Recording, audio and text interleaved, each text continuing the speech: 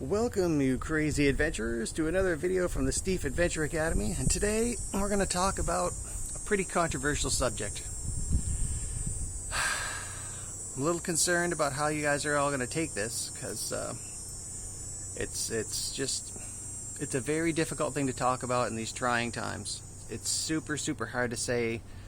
Some things, you're just going to get canceled for. You got to be really careful about what your political and moral opinions might be, but you know what? I hate the PM2. I hate it. I'm going to tell you why I hate the PM2. The PM2 is so many things that in your pocket are just a constant source of irritation. And there's just this thing about the PM2 that's, God. What are you even going to do? I mean, it's just so...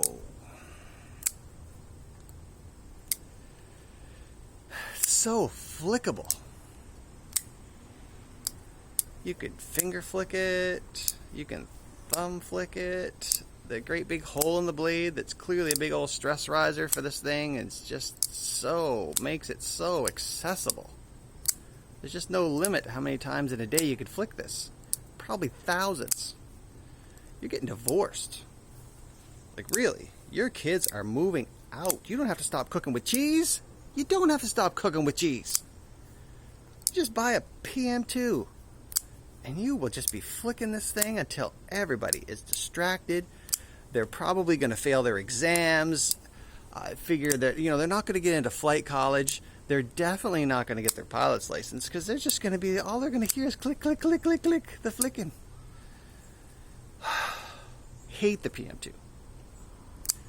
Something else you can hate about the PM2. Look at this edge.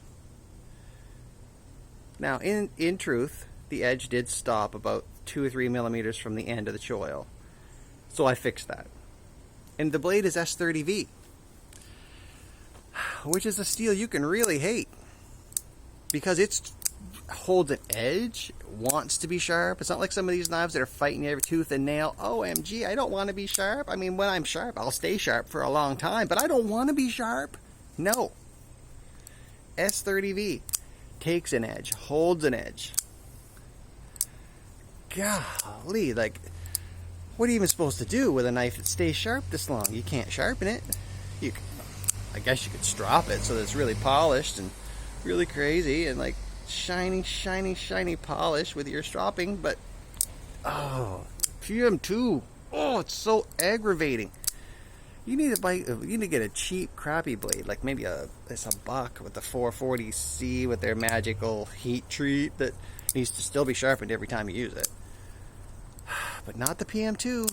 You can whittle with it all weekend at the campground. You can get ocean hardened sticks that have been in the water long enough to get real hard, but then they come out and they dry up real good, and then you can carve off all of the bark and the sand and the grit that's in all that bark all day, day after day. Your PM2 is still cutting. Now, it's not murdering phone book pages, don't get crazy, but cuts and cuts and cuts. And then there's this handle. Look at it. Now, this one's super custom because it's a PM2. So your PM2 is probably not going to look like everybody else's PM2. They're going to look at your knife and they're going to ask you all kinds of invasive questions, super personal questions like, where did you get your scales from? And how long did they take to come in? And were they expensive? And did it take a long time dipping your knife in the Bay of Fundy to get it to take on that patina? People just never stop asking you questions. Just another reason to hate the PM2. People be coming out of the woodwork to talk to you about your PM2. And the handle, I mean, you're going to want to hate it because it's, it's narrow and it's this and it's that, but it's pretty great. It feels great in your hand. You're going to be comparing it to your other knives and you're going to think to yourself, wow, that rubberized handle on my M390 mini leatherneck really isn't that comfortable. It's kind of small. This one really fits well. It's not the silly little PM3 that's too small. This is the big boy. This is the PM2. This is a man's knife. A lot of problems with the PM2, I'm telling you. How are you going to pick scales? Just think about it. There's probably 50 different kinds of scales you can get. And then how am I going to patina my copper? What am I going to use to make my brass look even more awesome? These are problems. These are real world problems that you are going to have if you buy a PM2. You're going to have problems like, what color do I want my hardware to be? These are problems you should not have.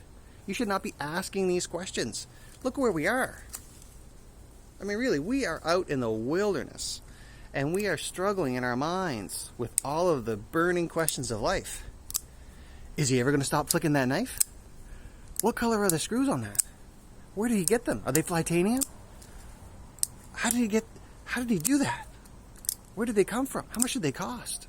Is it going to take a long time? Can I get them on Amazon Prime? Like, these are tough questions that you're going to have if you get a PM2. You're going to hate it. This is a terrible knife. I hate it. Pocket clip. Another problem. The stock one works perfect. On this one, it came black. I had two. Don't tell me how I got two. Don't tell me. That's funny. Don't ask me how I got two.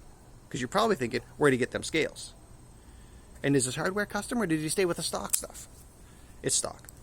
But you're probably got all these questions. Well, where pocket clips shouldn't be a question. Well, I stripped the pocket clip, and I like the color of the pocket clip so much, I thought I could talk myself into one. Now I need a titanium pocket clip. I didn't need a titanium pocket clip before I got a PM2. I was fine with the stock pocket clips. I even liked them black. I've had this knife way longer. Pocket clip, still black. Sorry about the scratches.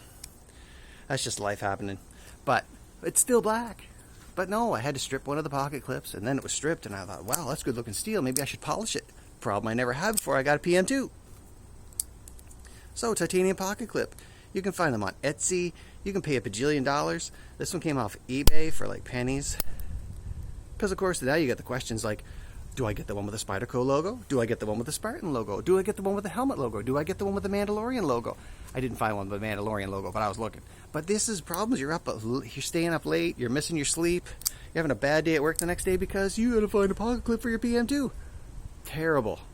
This is a terrible knife. I don't even know why they make this. It's horrifying. And let's be honest. I hate lanyards. I really do. I've tried lanyards. I don't like them. Big old hunk of paracord with them cool beads and that really sweet brass and copper patinaed stuff and the Mandalorian helmets and oh man, so many choices. How could you possibly make the right one? You're going to be agonizing for hours. And look what happened to my PM2. I had to buy Lego, people. There's a Lego Mandalorian on my PM2 on a lanyard. Come on. How old are you? Are you 5? Now, technically, the box says 3 to 12 years old. So, are you 12?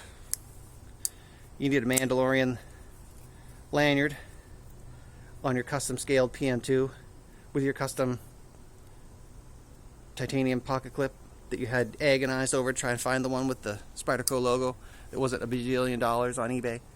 And then you waited and you're like, oh my gosh, it's eBay, right? So it's like, ooh, it's kind of a crapshoot. It's like buying a lottery ticket, except with a lottery ticket, you know you ain't winning.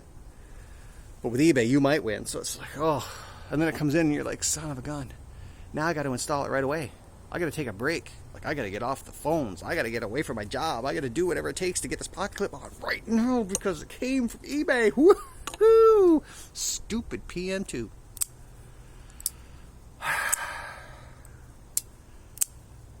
I'm not even done yet. There's another massive problem with the PM2.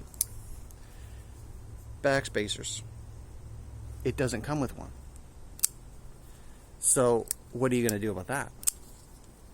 Are you going to leave it with an open concept so the dirt flies right through, and when it's laying in the Bay of Fundy, so you get this beautiful patina on your copper and it's laying in the water just runs right through and the sand doesn't collect?